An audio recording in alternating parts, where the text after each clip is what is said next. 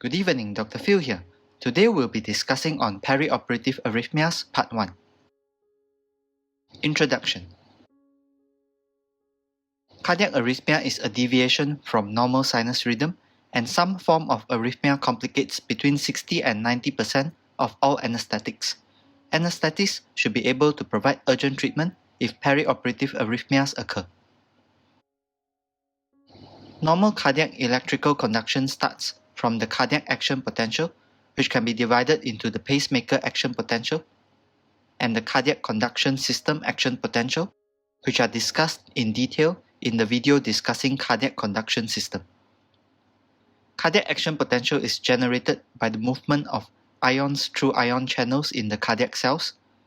The cardiac impulse begins in the sinoatrial node and travels to both atria. The atria depolarize and generates the P wave. The impulse travels to the AV node where the speed is reduced. The impulse through the AV node travels down the His bundle and Purkinje fibers. The impulse of the Purkinje fibers rapidly distributes and depolarizes the ventricles and generates the QRS wave. Normal sinus rhythm. Normal heart rhythm in which each P wave is followed by a QRS complex on the ECG. Each impulse originates in the SA node, which has the fastest inherent rhythmicity of all cardiac pacemaker cells, conventionally defined as the result of normal cardiac electrical conduction. There are normal shaped waves, normal duration of intervals, and the rate is between 60 and 100 beats per minute for adults. Pathophysiology of arrhythmias. Arrhythmias are caused by abnormalities of impulse generation, impulse conduction, or both. Mechanisms of arrhythmia generation may be altered automaticity, unidirectional conduction block with or without re-entry, and ectopic foci, triggered activity due to after depolarization reaching the threshold of the action potential. Kindly refer to the video discussing pathophysiology of arrhythmias for further details. Classification of dysrhythmias, disorders of impulse formation, or disorders of impulse conduction. Examples of disorders of impulse formation includes supraventricular, sinus arrhythmia, sinus bradycardia, sinus tachycardia, SVT, sick sinus syndrome, AF, atrial ectopic beats, etc. Junctional rhythms and ventricular arrhythmia such as VF, VT, and ventricular ectopic beats.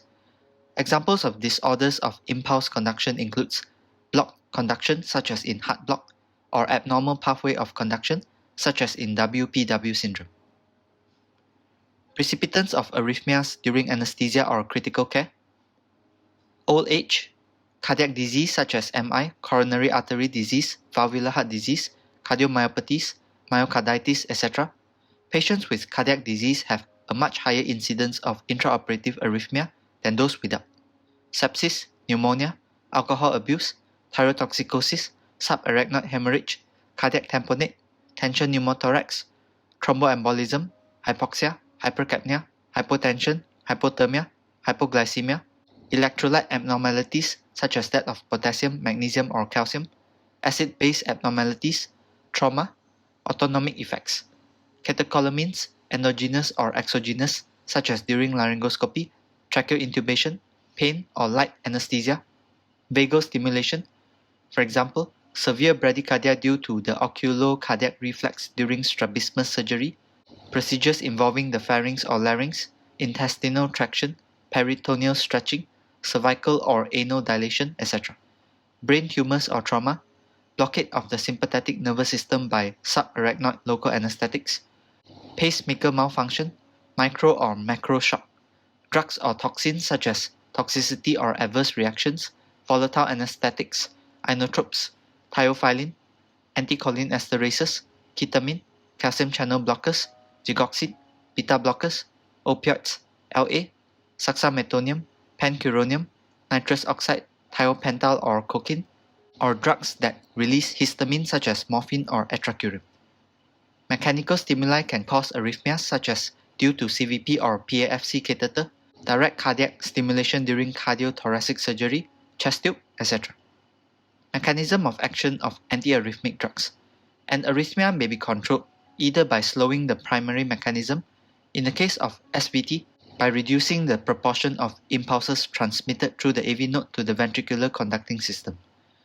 Antiarrhythmic drugs produce their effects by hindering the passage of ions, such as sodium, potassium, or calcium, across ion channels present in the heart, and this alters the cardiac action potential to produce reduced automaticity of cardiac cells by reducing the rate of leakage of sodium, increasing the electronegativity of the resulting membrane potential, and reducing the electronegativity of the threshold potential, reducing the speed of conduction of action potential, and reducing the rate of repolarization. All antiarrhythmic drugs may themselves induce arrhythmias. Many antiarrhythmic drugs have a narrow therapeutic index. Kindly refer to the video discussing antiarrhythmic drugs for further details. Defibrillator is a device that delivers electrical energy to the heart, causing simultaneous depolarization of an adequate number of myocardial cells to allow a stable rhythm to be established. Defibrillation is the arrest of fibrillation of the cardiac muscle with restoration of the normal rhythm if successful. Defibrillators deliver direct current to the myocardium to treat VF, pulseless VT, tachyarrhythmias, etc. Electrical current causes ion shifts within the myocardial cells. This causes a disruption of ion gradients, resulting in a state similar to the refractory period. The heart's normal automaticity and sinus rhythm may be restored during this refractory period. Types include automated external defibrillators, manual defibrillators or implanted cardiac defibrillators. Components of a manual defibrillator includes an on-off switch, controls for joule setting, charge buttons, discharge buttons, sync button, external pedals or pads, an ECG oscilloscope, and paper recording facilities. Defibrillator circuit. 4000 to 6000 volts is applied across the capacitor to create a store of electrons once the charge button is pressed. A step-up transformer converts mains 240 volts to 5000 volt AC. AC is converted to DC by a rectifier. DC is used instead of AC as it is more effective, causes less myocardial damage, and is less arrhythmogenic. In the absence of mains AC supply, most defibrillators will use DC supply from internal rechargeable batteries, which is converted to AC by an inverter and then amplified to 5000 volt DC by a step-up transformer and rectifier. A variable step-up transformer is used to select the desired voltage. The defibrillator is activated when the shock button is pressed. The stored charge from the capacitor is released as a pulse of current across the patient's heart. The stored energy is expressed in joules rather than volts. 1 joule equals 1 volt times 1 coulomb, which is the work required to move a charge of 1 coulomb through a potential difference of 1 volt. Role of inductance. Inductance is provided by the inductor coil in the output circuit. Inductance decelerates the rapid discharge of the capacitor to give a shock that is slowed to 4 to 10 milliseconds. This prolonging of the effective delivery of current optimizes the chances of synchronous myocardial depolarization. The displayed energy is that delivered, not that stored. The amount of energy delivered by a defibrillator can be calculated as energy equals capacitance times voltage to the power of 2 divided by 2. Defibrillator waveforms can be monophasic or biphasic. In the monophasic waveform, current pulse travels in the positive direction only. This typically delivers 200 to 360 joules to the myocardium. Examples of monophasic waveforms include the exponential decay waveform and the damped sine waveform. Monophasic waveform is not preferred for use in modern practice. High thoracic impedance reduces transmyocardial current. In the biphasic waveform, the current is reversed halfway through the discharge and moves both in a positive and a negative direction. A two-phased current flow occurs. Electrical current flows in one direction for a specified duration, then reverses and flows in the opposite direction. Examples include truncated exponential decay and rectilinear. Benefits of biphasic compared to monophasic waveforms. Biphasic shocks are more effective than monophasic shocks in achieving successful defibrillation. One theory suggests that the initial wave polarizes electrodes and the skin, and this reduces impedance to the subsequent wave, allowing more effective and rapid energy delivery to the myocardium. Biphasic defibrillators compensate for the wide variations in transthoracic impedance by electronically adjusting the waveform magnitude and duration. This ensures optimal current delivery to the myocardium irrespective of the patient's size. Biphasic shocks causes less myocardial injury than monophasic shocks as lower voltages are used, 120 to 200 joules. One possible reason for biphasic superiority is that the peak current flows are lower than monophasic waveforms, and this prevents excessive ion translocations across cell membranes in the tissue. Synchronized cardioversion refers to a shock delivery that is timed with the peak deflection of the R wave of the ventricular depolarization on the ECG. This is to avoid shock delivery during the relative refractory period of the cardiac cycle when a shock could produce VF. Synchronized cardioversion is indicated for hemodynamically unstable patients with a perfusing rhythm with arrhythmia such as SVT, atrial fibrillation, atrial flutter, atrial tachycardia, monomorphic VT with pulses. Synchronized cardioversion is not effective against certain arrhythmias such as junctional tachycardia or multifocal atrial tachycardia. Some arrhythmias have many QRS configurations and irregular rates. This makes it difficult or impossible to reliably synchronize to a QRS complex. Do not delay shock delivery to perform detailed rhythm analysis if there is doubt whether monomorphic or polymorphic VT is present in the unstable patient. High-energy unsynchronized shocks should be provided instead. Recommended energy level for synchronized cardioversion: narrow regular tachyarrhythmias, biphasic energy 70 to 120 joule, monophasic energy 100 joule. Narrow irregular tachyarrhythmias, biphasic energy 120 to 150 joules, monophasic energy 200 joule. Broad complex tachycardia, biphasic 120 to 150 joules, monophasic 200 joule. Monomorphic VT, biphasic 120 to 150 joule, monophasic 200 joule. Steps for external defibrillation: carry out these steps quickly to minimize the time from the last chest compression to shock delivery. The entire sequence should take less than 5 seconds. Avoid pre-shock pause of more than 5 seconds. Even a 5 to 10 second delay will reduce the chance of survival. Adhesive pads reduces delays due to repeated defibrillator electrode placements. Step 1. Attach electrodes to the patient's chest. Step 2. Turn the defibrillator on and select the leads. Step 3. Analyze the rhythm, whether it is shockable or not. Step 4. Apply coupling agent or pads to the patient's chest. Step 5. Select appropriate energy level. Step 6. Apply pedals to the chest. Step 7. Charge the pedals. Step 8. The clear chant. A clear warning of the delivery of a shock, and everyone must stand clear of the patient. Make sure that no oxygen is flowing across the patient's chest or openly across the electrode pads. Step 9. Check the cardiac monitor again and analyze whether the rhythm is a shockable rhythm or not. Step 10. Discharge the shock and return the pedals to the machine. When pressing the shock button, the defibrillator operator should face the patient, not the machine, to ensure coordination with the chest compressor and verify that no one is in contact with the patient during defibrillation. Kindly refer to the video discussing defibrillation for further details. Practical diagnosis of arrhythmias. Arrhythmias are ideally diagnosed via a 12-lead ECG. However, it's often impractical to perform a 12-lead ECG in the operation theatre setting. Use the different leads available on the monitor to improve interpretation. First, determine the ventricular rate. If it's more than 100 beats per minute, it's tachyarrhythmia. Less than 60 beats per minute, bradyarrhythmia in adults. Determine the P wave shape and presence. If the P wave is present, this indicates atrial depolarization. If P waves are absent with irregular ventricular rhythm, this suggests atrial fibrillation. If there is sawtooth pattern, this suggests atrial flutter. Assess atrial activity in relation to ventricular activity. There will be one P wave per QRS complex normally.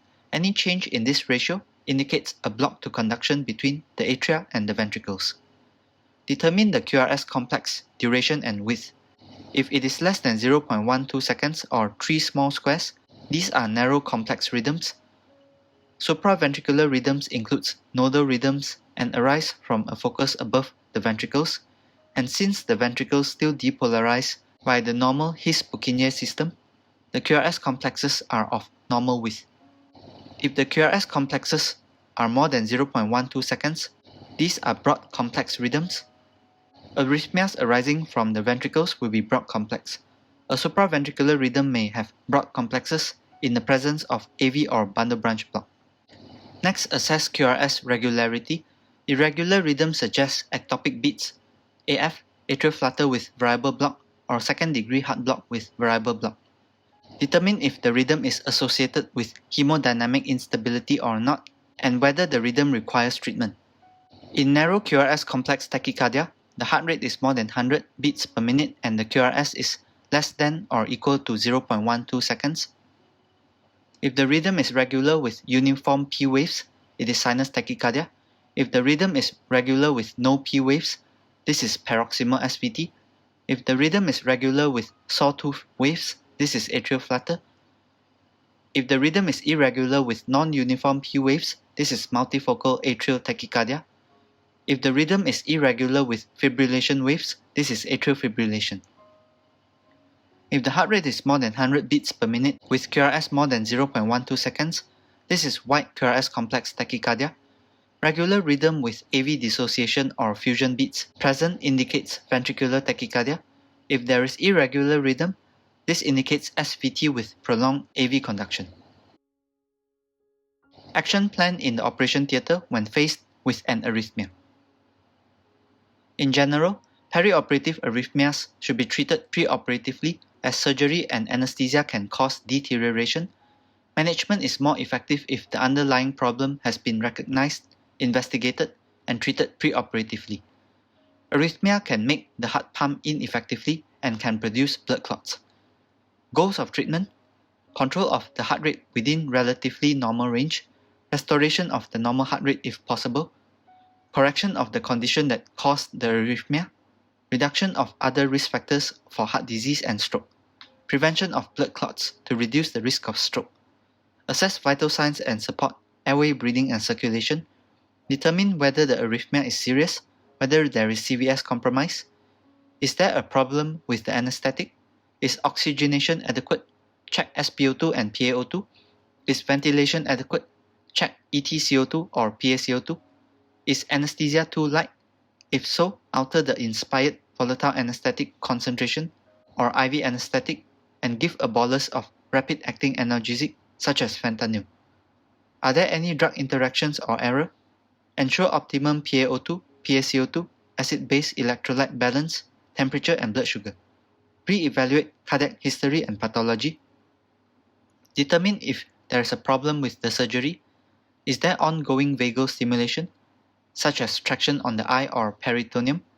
Is there loss of cardiac output, such as due to air or fat embolism? Is there unexpected blood loss, injection of adrenaline, or mediastinal manipulation? Available techniques for managing arrhythmias includes vagotonic methods, defibrillation, antiarrhythmic drugs, anti-ischemic drugs, pacemaker, surgery, and other ablation methods. Do not give an IV drug for any arrhythmia unless one is in a position to cardiovert immediately. Tachycardia algorithm ERC 2015. In a patient with tachycardia with pulse, assess using the ABCDE approach. Give oxygen if appropriate, obtain IV access, monitor ECG, BP, SpO2, 12-lead ECG, identify and treat reversible causes such as electrolyte abnormalities, inadequate analgesia, or anesthesia. Assess for evidence of adverse signs such as shock, syncope, myocardial ischemia, or heart failure. If the patient is unstable, provide synchronized DC shock, 120 to 150 joule biphasic or 200 joule monophasic, up to 3 attempts.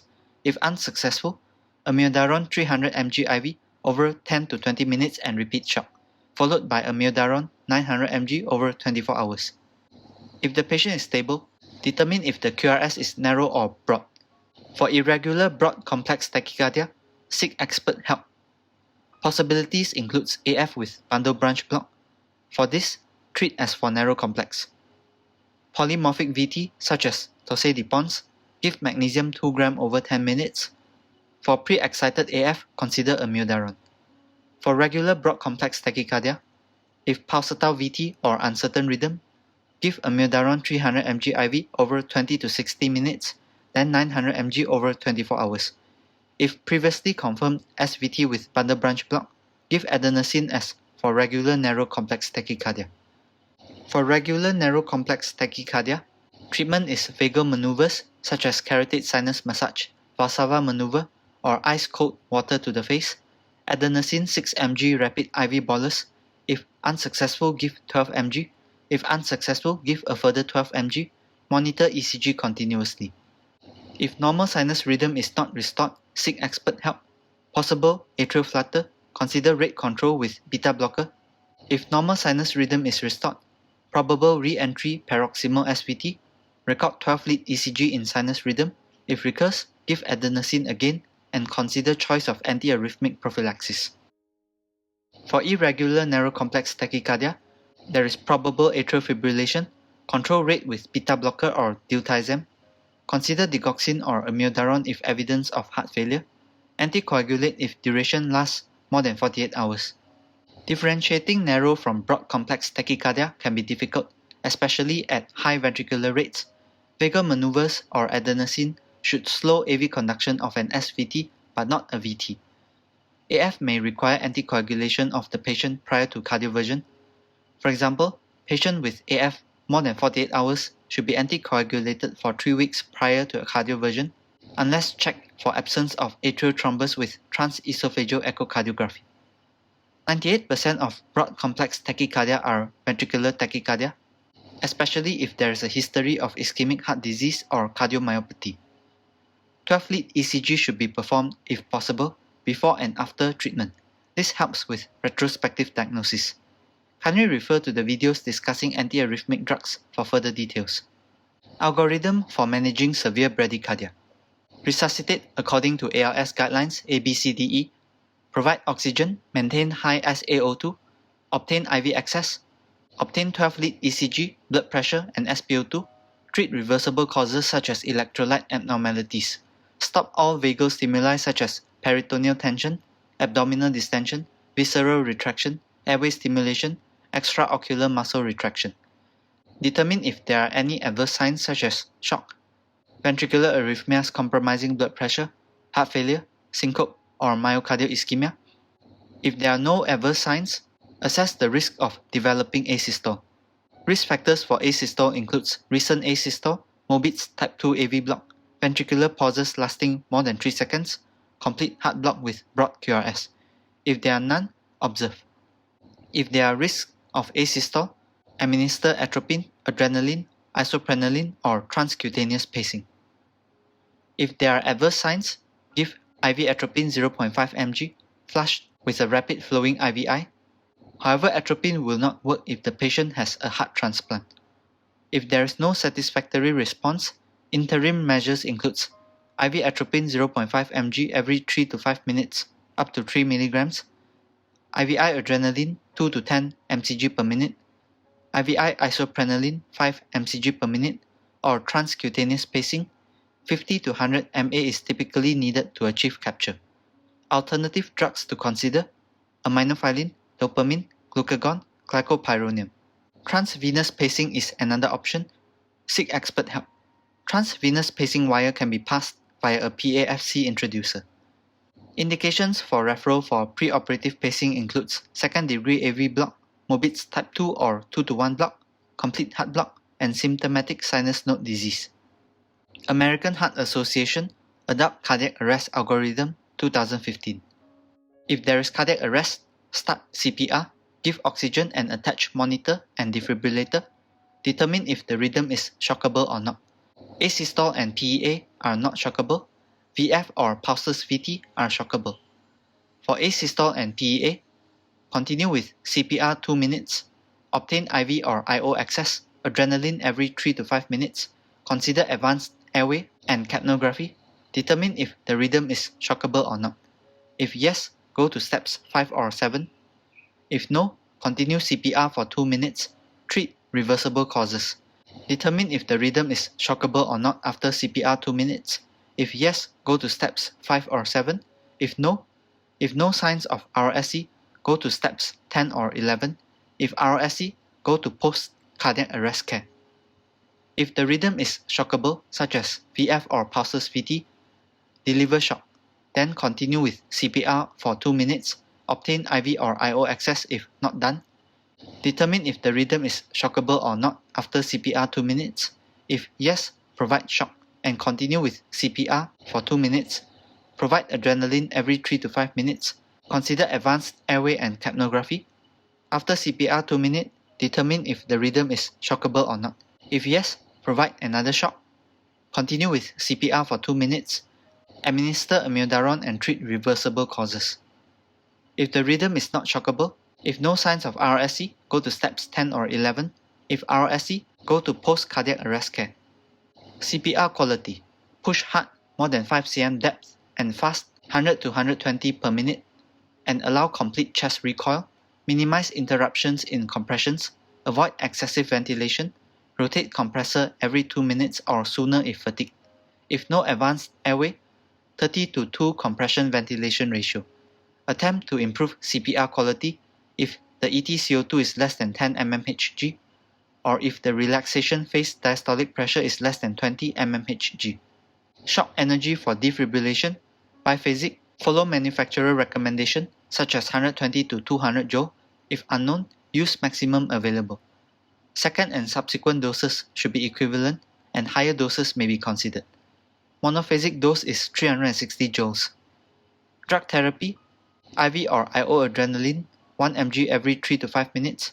IV or IO amiodarone, first dose 300 mg bolus, second dose 150 mg bolus. Advanced airway, endotracheal intubation or supraglottic advanced airway, waveform capnography or capnometry to confirm and monitor ET tube placement. Once advanced airway is in place, give 1 breath every 6 seconds, which is 10 breaths per minute with continuous chest compressions. ROSC, return of spontaneous circulation, assessed by pulse and blood pressure measurements. There will be an abrupt sustained increase in EtCO2, which is typically 40 mmHg or more. There will be spontaneous arterial pressure waves with intra-arterial pressure monitoring. Reversible causes of cardiac arrest includes 5H, hypovolemia, hypoxia, hydrogen ions, hypo or hyperkalemia, hypothermia. 5T, tension pneumothorax, tamponade cardiac, toxins, thrombosis pulmonary or thrombosis coronary. ECG inaccuracies. Artifacts in ECG monitorings can lead to anesthesiologists to misinterpret ECGs as indicating atrial fibrillation or VF. The anesthesiologist should check the patient's vital signs, particularly arterial pulse or arterial blood pressure monitoring, and correct the potential causes that can induce artifacts. Causes of ECG reading inaccuracies includes incorrect placement of the ECG electrodes in relation to the heart, ECG signal interference, such as due to muscle activity, from shivering or patient movement, positioning the electrodes over bony prominences, and the use of low-pass filters can reduce these artifacts. Electromagnetic induction, for example from any electrical cable or light, can interfere with ECG readings. Methods to reduce this form of interference includes using long ECG and twisted leads to reject the induced signal as common mode. Electrostatic induction and capacitance, from stray capacitances between table, lights, monitors, patients, and electrical cables. Use selective filters in amplifiers to reduce this interference. Radio frequency interference, from diathermy, which enters the system via main supply, direct application by probe, and radio transmission via a probe and wire. Methods to reduce this form of interference includes high-frequency filters to clean up signals before entering input, filtering power supply of amplifiers, double-screen electronic components of amplifiers and earth outer screen, use newer machines that operate at higher frequencies, and using differential amplifiers. Differential amplifiers measure the differences between the potential from two different sources. As only the differences between the two terminals is amplified, interference common to the two input terminals can be eliminated. This is called common mode rejection ratio, CMRR. Twisted pair cabling contains two entwined wires holding equal and opposite signals from the same electrode. At the destination, one of the signals is inverted and the two inputs are combined using an operational amplifier. As interference will affect both wires equally along their route, signal that is common to both wires will be cancelled out. Amplifiers used in ECG monitoring should have a high CMRR of 100,000 to 1 to 1 million to 1, which is a measurement of the capability to reject the noise. High input impedance, about 10 megaohms, to minimize the current taken from the electrode should be present. Anesthesia for a patient with a cardiac implantable electronic device and anesthesia for a patient with transplanted heart has been discussed in previous videos. These are my references. Thank you.